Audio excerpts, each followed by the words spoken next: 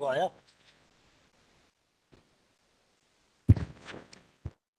करूं हो गया हो गया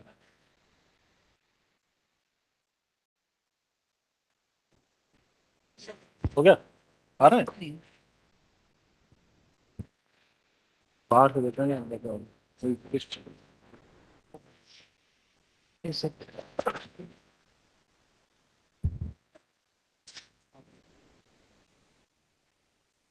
कुछ तो नहीं ओके सो देखिए हो गया ये नहीं आ रहा है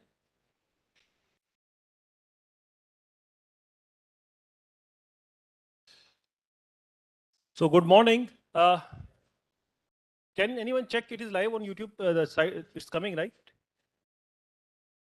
okay so welcome to this course on cryptography I think so we saw each other probably virtually right half of it was virtual or full was virtual I'm not sure full okay so so you might have seen in discrete mathematics we have looked at some one or two cryptographic things we talked about especially RSA crypto system right if you remember or you totally forgot I guess right I've shown you the bank website and so on right how you know beautiful mathematics can be applied there so this course uh, is kind of introduction to cryptography. So this year I changed the title a little bit, elements of cryptography, because we are anyway going to do basic cryptography.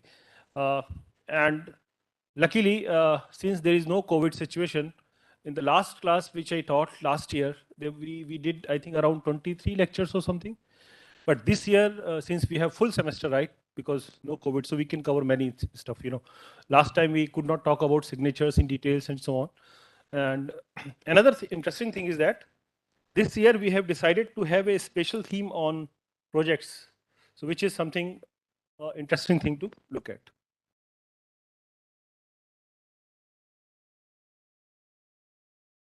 Okay, so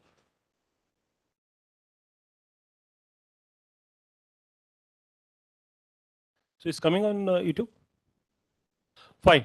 So this picture, anyone remembers this picture? Hmm? Have you seen this picture before? You might, I think if you visited probably Lothal or something nearby, right? You might have seen some of the stuff, may not be all, but anyway.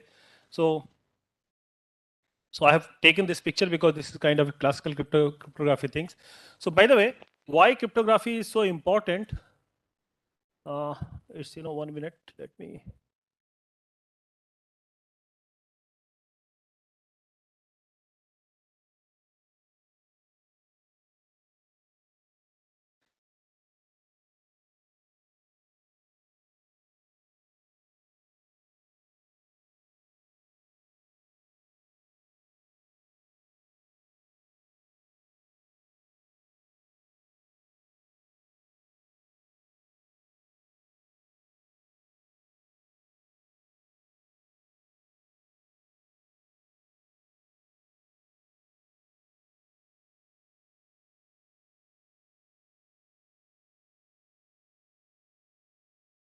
Anyway, so today I'm going to talk about first the administrative part of it. You know what is there in the course. You know what kind of marks distribution and so on, course content. And I think you can see that some of the common pictures. So whenever you are accessing any secure website, this S symbol you have seen, right? Very common. I think these days even Google will link your website, will give you top rank out to your website if it is secured. All internet banking, Bitcoin is very popular thing that you might have come across, right? So all these things, cryptography is playing very important role in every day of our life. So first of all, let me talk about some administrative details. Then I'll give you some historical introduction, some motivational thing. And finally, I will talk about the special theme of this year, which is financial cryptography. Okay, so I think each one of you will get an opportunity to do a project in financial cryptography. Although financial cryptography is also a little bit old, but I would say that the time has come but now it is evolving in a real big manner, right? So rather than doing all different kind of projects, if you focus on financial cryptography, you will see a lot more opportunities and it's easy to grab. Anyway, so first the administrative details. So of course, so I have planned that each of the lectures are available on the YouTube, so you can watch them. You know my number and so on. So you can contact me in faculty block 2. This is uh, your academic calendar. So you can see that we have first midterm exam somewhere here, right? 14 February, and final exam in May. And I think you must be interested in this semester break somewhere, right? Second end semester exam is not there in our course. So, right, so you have some time to think about, but that doesn't mean we don't have anything. There is something which I'm going to tell you. So, whenever you start the semester, of course, you have this, timetable in front of you. I mean, this academic calendar in front of you. Holidays, we have very less actually. You see that probably 30th March is somewhere in between and 26th January. Rest of, in fact, 26th January, we don't have any class. We have class on Wednesday, which is holy anyway, right? That is a holiday period. So only Ram Navami we can make before that, and then maybe 2 of other 7 and 14, right? So we have less holidays in the whole semester. Class timings you anyway know, and lecture theater. Attendance policy. This is something, this time you have seen that there is a notice to have 80%, right? So how do we implement 80%? Either you take individual attendance, which I don't do, but so since most of the lectures will be available on YouTube, so you may think that अरे आराम से देख लेंगे 2.5 speed पे, right? But you see, unless you interact, that interaction will not be there on YouTube. But I'm putting it on YouTube so that you can actually revise it, something or whatever, in your free time. So there is this policy. If you are for some reason beyond your control, you are sick, for example, you're about to miss a lecture, please fill the Google form, which link I will share with you on WhatsApp group, right? So that you can fill. So that if there is any unannounced quiz, so you can have a makeup, right? If you have not filled this form, then that means, I don't know what you're doing, right? So that is something important. Okay, so grading policy. So assignment / quiz / maybe attendance, whatever, is 10%. Midterm test, 14 to 17 February, in that range, 30%.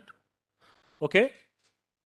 Now there is, we don't have second midterm, but I am allowing you to, do a PowerPoint submission. In that PowerPoint submission, 2 things are important. One is kind of review.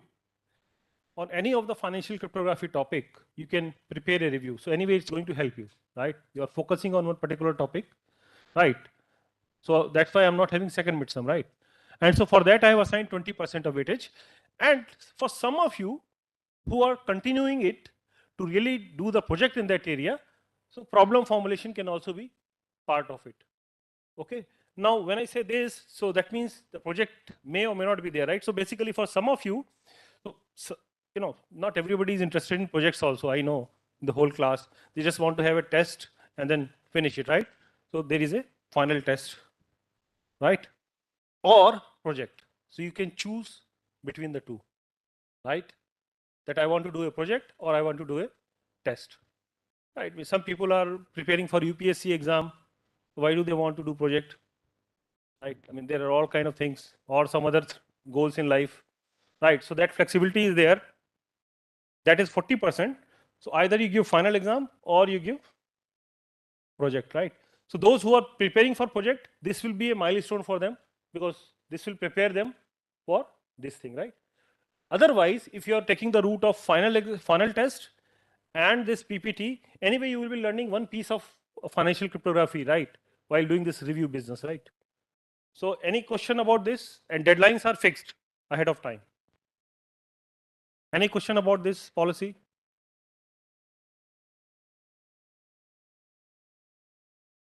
I think that one common question is how many people can do the project, right? Those kind of things must be. So again, it depends on the total registration, but I think normally 4 to 5 people is enough. But if the registration is too large, then probably the size could go with 8 to 9 or 10. I don't know. I don't have answer to that question right now. It all depends when you freeze everything on 16th of January, right? So this is the thing. So because basically you have opportunity to do something and the project thing, right?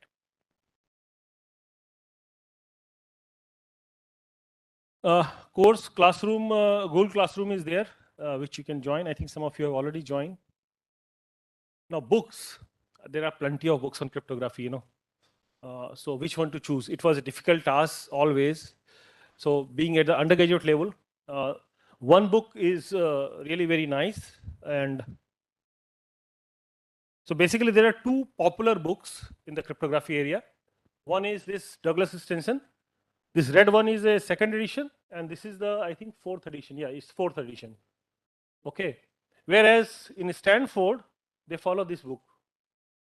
So depending upon your level, you can choose the book, right? So if you are really very good, like a Stanford people, so you can read this book. Okay. Or if you are a little bit down, you can pick up this book. And there are two editions, so whichever you prefer, right? So both of these books cover all the basic things. In fact, this book, this is the latest third edition by Cates and Lindell. So here there is more material cover than the second edition, obviously, right? So you can pick up any of these two books, okay, depending upon your interest and academic maturity, right? I think because of COVID, many of you might be having 9.0 CPI, right? How many of you had above 9 CPI?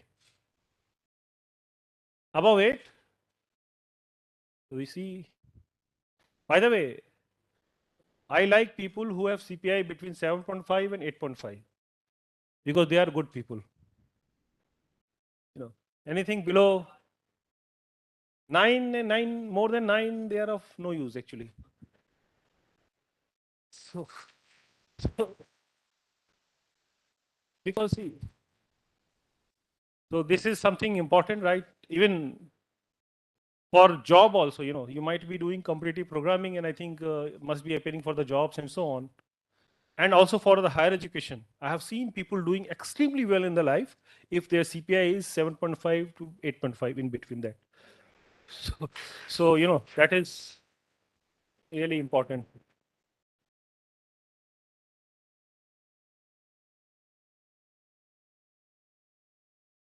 Now there are some additional books actually. This is a very nice book by Bruce Schneider. He is a very, very interesting person. He's kind of consultant, and he's also running a newsletter on cryptogram. So I think some of you can subscribe if you're really interested in cryptography and you want to know what is happening every month. On 15th of every month, he is releasing a newsletter. You can subscribe in the email, and you see what happens in the cryptography area for the whole month. It's a very interesting read. So you can subscribe to that mailing list. And this book is a little bit old actually, but it contains source code in C and other things about many popular protocols and so on implemented, right? So you can download the things and you can really run. But the book is little old, that's all. Otherwise, it's a very good book. There is another very good book, and this is freely available by Alfred Menges and Scott Weston and so on. So this is Handbook of Applied Cryptography. I think all the PDF is free to download actually from the author's website, I guess. So again, this is little bit old now, but it's a good reference anyway, right? So I think beyond this, because we are going to cover only the basic cryptography, right? And then if you are interested in the financial cryptography, you can really go into details there, right? And for that, for financial cryptography, there is only one book which was written kind of last year. And there is not much material. Of course, there are a lot of research papers and so on. I'm going to talk about few things there. Okay, so this is something I would say that these two books you can keep on your table. Now, some terminology.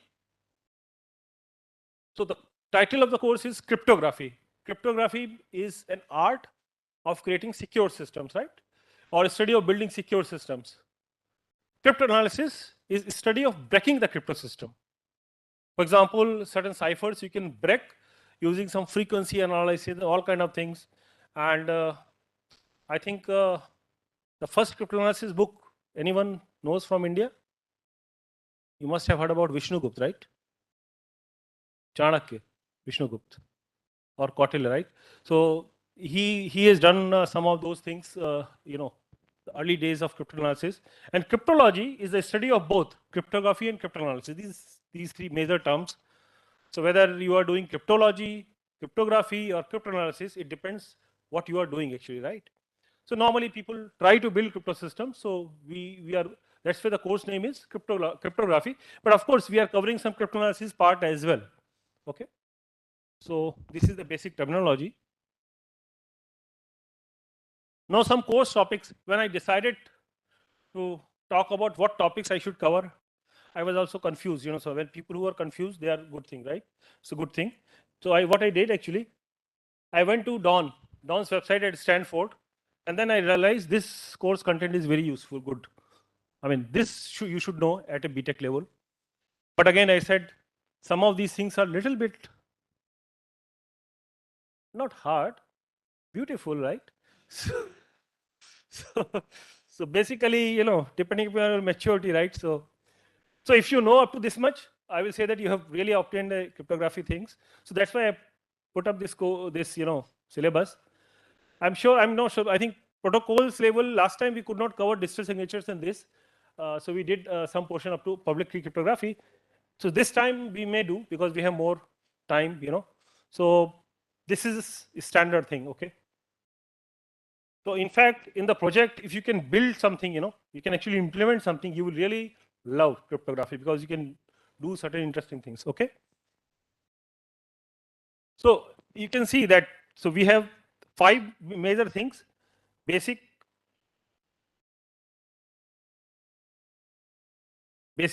symmetric key crypto system, message integrity, public key crypto system, digital signatures, and protocols. And of course, these days, a lot of the cryptography has gone into different directions. We'll talk about it, in details. Okay, so this was all about administrative stuff. Any question about the administrative stuff, project, and so on? I hope there is no, right? None. Very good. So now we go to the historical introduction. How old is cryptography? Any idea? You can go a bit old. See, I always try to find connection with Indian roots, right? So I could see, I am also searching on because I was not born in those days, right? So I have to also search a lot of literature. And so what I found from Mahabharata. So in Mahabharata time, Vidur used to do all this cryptography while talking to, Yudhishthir. So they used to do all kind of, you know, spoken words in such a manner that others cannot understand. Even there are a few people sitting there, So those are early days, of course. So in fact, so this is the secret talking in Mahabharata, right? So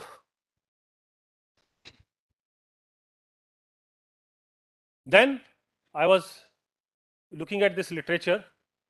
Can you understand any of this? It's the Indian thing, right? By the way, so this is a part of another manuscript in India, which is So Kam Sutra. In Kam Sutra, actually, there is a Malishi Vikalp. So there in chapter 3, they say that women should study 64 arts, including cooking, dressing, massage, and the preparation of perfumes. And then one of them is actually they should also know the art of understanding writing in cipher. So they should also know secret crypto. So they should also know cryptography. This was at the time of So I don't know the time when it was written and so on. But I mean you can find that thing. But this is another mention in about cryptography in India. So what they used to do. So basically, how do they do? So by the way, how many alphabets are there in Sanskrit? In English, 26, right? In Sanskrit, how many? None of you might be knowing, right? Or maybe one or two. And Hindi? Yeah. So you know that the Sanskrit captures everything that you speak, right? There are tavarg, pavarg, like that, right? So how do you, the way actually humans can produce any form of language is captured in Sanskrit alphabet. It's a beautiful thing actually.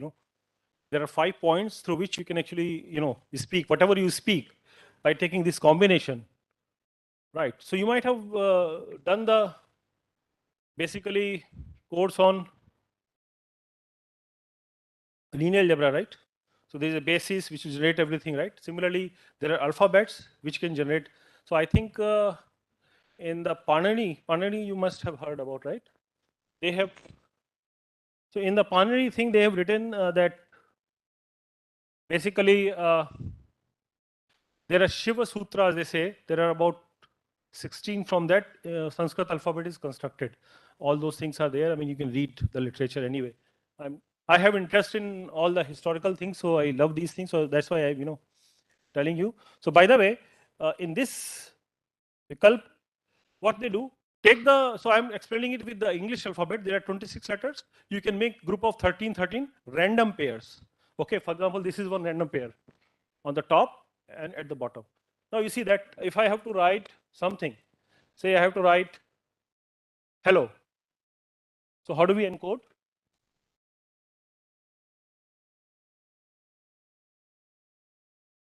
H will replace with X, E with J, L with K, and O with Y.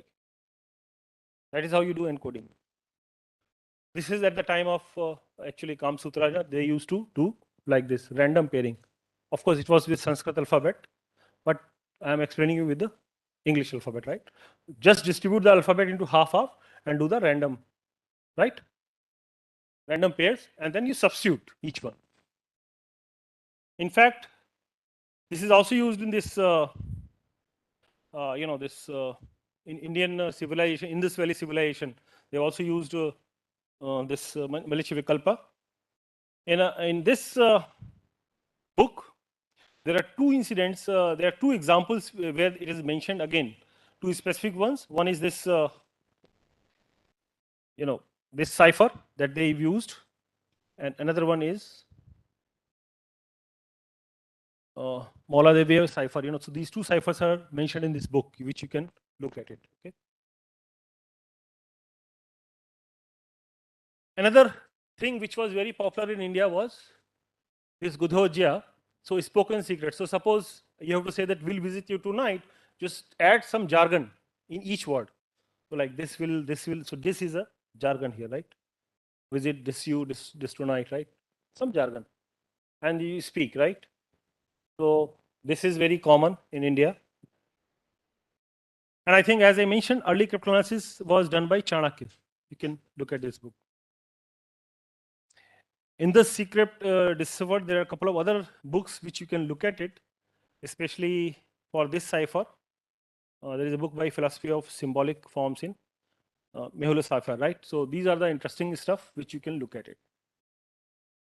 Okay, since the whole history is very large, I cannot cover everything. I have taken certain snapshots from here and there to show you that something was there in India in cryptography, right, in the early days. And of course, you can make a timeline when everything was there and so on. Okay, now broadly, you can divide the whole history into 5 parts: the classical cryptography, medieval cryptography, in recent times, and especially world wars. So from 1800 to World War II, a lot of progress has happened here, especially World War II and World War II.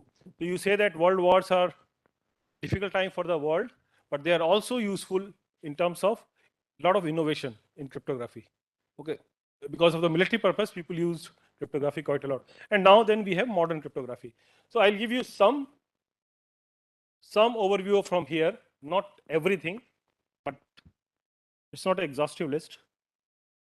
But some major milestones are, so 2400 BC, Egypt, non-standard hieroglyphs. So I'll show you this.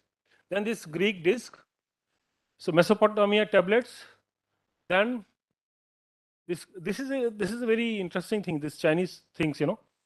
Then India's Arthashastra, Chanakya, Caesar cipher. I think most of the Western cryptography, they talk about starting it from Caesar cipher. So of course there's a lot of work before that. Arab cryptography and cryptanalysis. Then actually these are the important ones. World War I and World War II, 40s. Public key cryptography, 76. Quantum cryptography, 1984. There is a BB84 protocol which was discovered. And then Bitcoin, 2008. There is another one which is interesting, is FHE, fully homomorphic encryption, which is a recent one. Okay. And then future is all DNA cryptography. Okay. So biology is involved in crypto system, right? So this is the whole. Of course, already there is a lot of work in DNA cryptography as well. So this is the Egyptian hieroglyphs, so where we have found some of these evidence. Mesopotamia, clay table. And I will show, okay, this rod was used to write secret things. Let me explain how. So you wrap this rod with a belt, and then you write. So for example, if you have to want to encode, I am hurt very badly, help. Right, so you write it like this. You wrap everything, and then you write on one side. So I am, hurt very badly, help. Right. So now encoding will be IRYY. Right. So IRYY like this. You read like this. Okay. And so this becomes a encryption technique. This was used quite a lot at that time with the Greek things. There is another interesting thing, is this Oliver's square. How it does encoding. Suppose I want to encode hello. So in this table, H, what is the position of H? 2, 3, second row, third column, right? E is what? 1, 5. L is what? 3, 1, 3, 1, O, 3, 4. So this is the encoding. People used to do like this. By the way, there was another crypto system where they used to have a postcard, and then you make a square and make certain holes, not everything. So suppose you take 8 by 8, 64, right? 64 cells are there, and some of them are open and some of them are closed. Now you write in these open things and then keep on rotating, so you can get encryption done. Okay, that kind of thing was also popular earlier, right? So for encryption and decryption, these kind of techniques.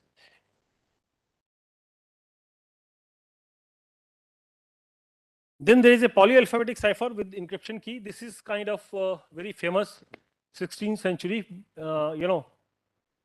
Blaise de Winger's crypto system, and this remains unchallenged till 3 centuries. People were not able to, decipher it. So it was very interesting thing. Finally, it was done after 3 centuries. There is a Hebrew cipher. Here it is kind of straightforward. You write down. So again, in this example, all alphabets are written A to Z in English, and then you reverse everything. Okay, and then you match like that. This was the early thing. Okay. Caesar cipher. this you might be remembering from discrete math class, right? You map all these alphabets into 0 to 25, and then just add 3, and then you basically, that is kind of cyclic substitution, right? So basically shift by 3 times, right? So this D will be A and so on. All those kind of shift is possible, right? So Caesar cipher you might have seen, and there are a lot of other generalizations of it. So then the middleware cryptography, there is a book written by these Arab people on cryptology and cryptanalysis, Al-Kindi. These books are available, you can read, by the way, in Urdu. By the way, so here is one person, Simon Singh, the famous cryptographer and writer. Have you heard about him, Simon Singh? He is a popular person in UK. He has implemented many of these ciphers. So I think let me show you if I can click, and the site is still alive. I hope it is. Yeah. So you see, you choose something, right?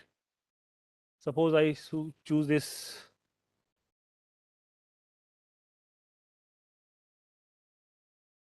This is the randomization pair, and suppose I type HELL. Oh, hello. Right.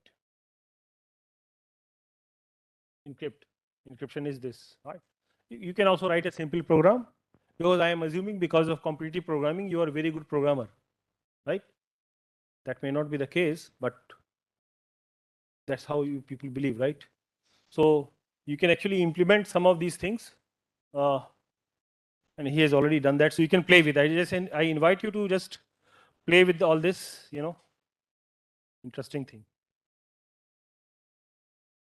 Okay, so from 1800, a lot of interesting things happened, especially with machines. So when people were designing these things, they started making machines so that you can automate.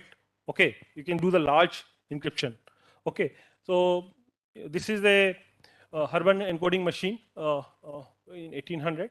Okay. Uh, then telegraph was used. Telegraph was, was the backbone for a long period for communication, right, between different continents. And why telegraph was making a lot of progress? Because of stock market, right? So, I'll talk about it also briefly. So people used to do encryption through telegraph in wartime, right? So that was also a very popular thing to do.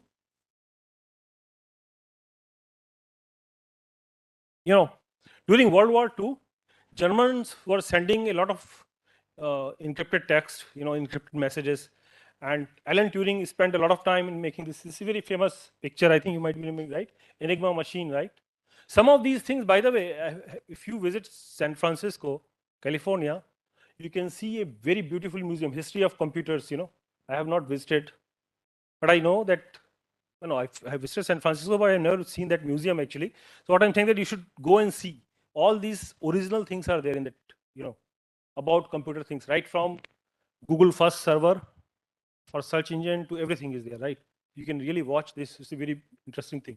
So you can find some of these things there, in that machine. There is a Y station operator. So she's decoding some message.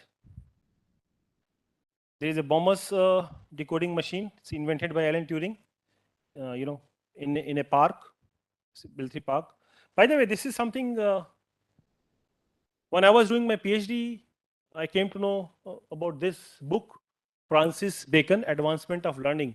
And I think in most of my lectures, I show this. Have you seen this picture before? Yes. You might have seen that this cipher is omnia per omnia. It's a common origin, people say, for cryptography and coding theory, error correcting codes. It's a common thing. One thing I like here, you see how many alphabets are there? 24. So in English, in 16, at the time of 1600, at the time of Shakespeare, there were only 24 alphabets. So which was missing? J was missing and U was missing, right? These two things were missing. So it's really interesting to observe.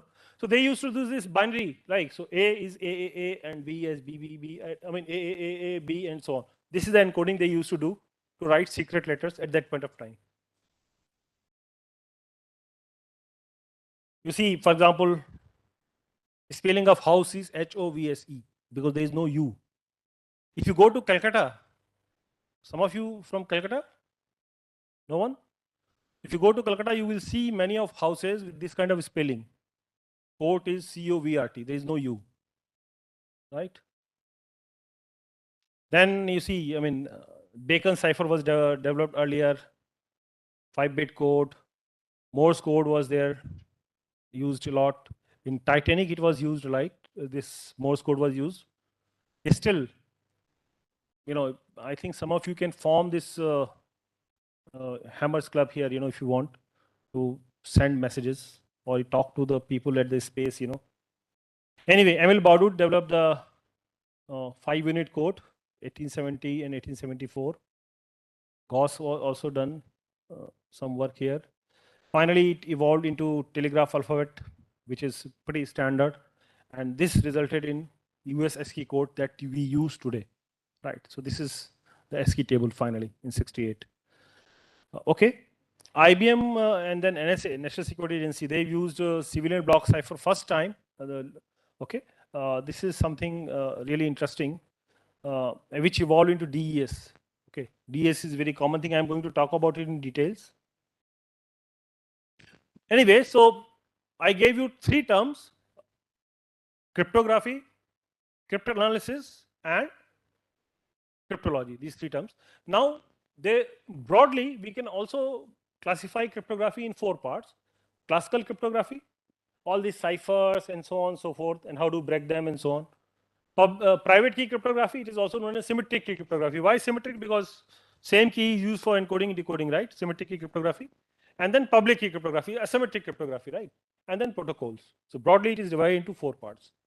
Now, by the way, I think I might have given you this example earlier, but just if you want to send something, some secret message to your friend in Surat, say, from here, and you know that the postal system is corrupt, and you can use a briefcase and you can lock it. How will you send it? Huh?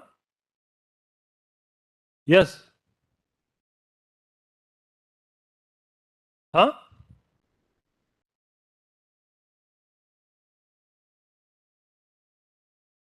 Yeah, so you can use 2 locks. So basically, you lock it with your letter, send it there. That person will put his lock, and it comes here, and you open your own lock from your own key, and it again go back. So trade-off is in kind of sending 3 times rather than single time, right? So if you are actually utilizing one resource, of course there is somewhere you are losing also. But this is how you can solve. So the public key cryptography, which started in 76, 77, it's a very interesting era. And I think RSA crypto system that you are sitting right now, whenever you are accessing your bank account, you're using RSA crypto system at the back. Right? It's a very, very important discovery. Now,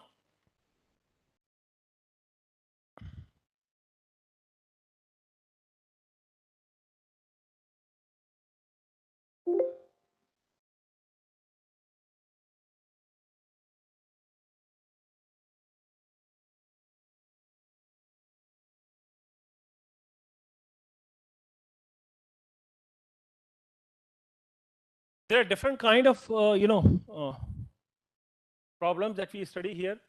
Message integrity, message authentication codes, cryptography protocols, Kirchhoff principle is a very important one. Signature scheme, certificates, hash function, attack models. These are the broad areas, okay? And, there are different kind of adversities also possible. Like somebody, LIC is sending something to Bob, say Y, and then somebody is stealing that information, right? That is one kind of thing. Second is, LIC is sending his Y to Bob, but in between adversary is taking that Y and sending Y prime to Bob, something else, right? Or Alice is not sending anything and Bob is receiving something. Okay, that is also a possibility. Or Alice is sending Y, okay, and then that was supposed to go to Bob, but now adversary is sending that to Charlie, right? So that is also a possibility. All these kind of things are possible. How to prevent, how to make the system secure.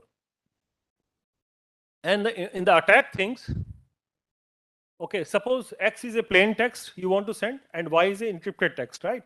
So then there are different kind of attack models that are there. Ciphertext only attack. So opponent possesses a string of ciphertext Y, and then you can attack the crypto system using that. Or known plain text attack. Opponent possesses a string of plain text and a corresponding ciphertext, and you try to break the system. That is also a possibility, right? Or chosen plain text attack. Opponent has obtained temporary access to the encryption machinery. Hence, he can choose a plain text string S and construct the corresponding ciphertext string Y. Temporary access. That is also a possibility.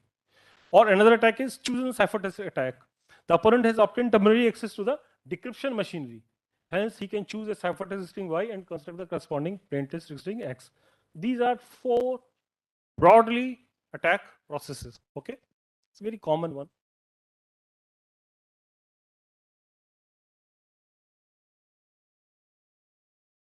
Then there are different kind of security that we can provide depending upon how much resources we are using: computational security, probable security, and conditional security. Okay, we'll talk about these things in detail toward the in the class.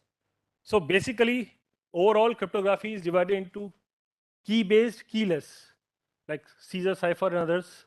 Okay, in key-based, there are asymmetric key, symmetric key, or protocols, right? RSA, another crypto system, block cipher, stream cipher, RC4, and others. There are some popular ones. Block ciphers, DES, which was used by IBM. Then 3DS, triple DES, Blowfish, AES is used currently. Okay, and IC and others. So these are the basic uh, classification. In fact, some of the popular ones are written in the symmetric and asymmetric ciphers. So DES, 3DS, Blowfish, 2Fish, RC2, RC5, RC6, AES, RC4, A5, 1, A5, 2, and so on. By the way, asymmetric ones, RSA, DSA, Def-Hellman, key exchange. This is very important one, Elgamal, and elliptic curves. I think we are going to cover the elliptic curve. Last time we took only one lecture on elliptic curve.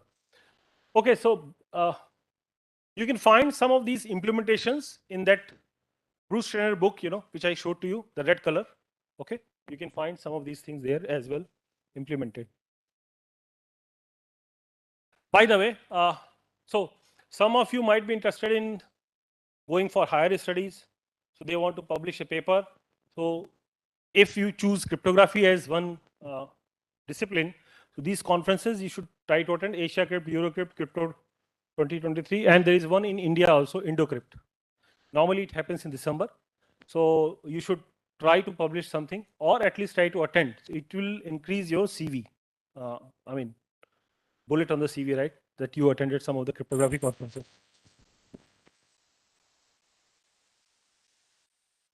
वो जल्दी नहीं हो गया? Anyway, so we will continue, from.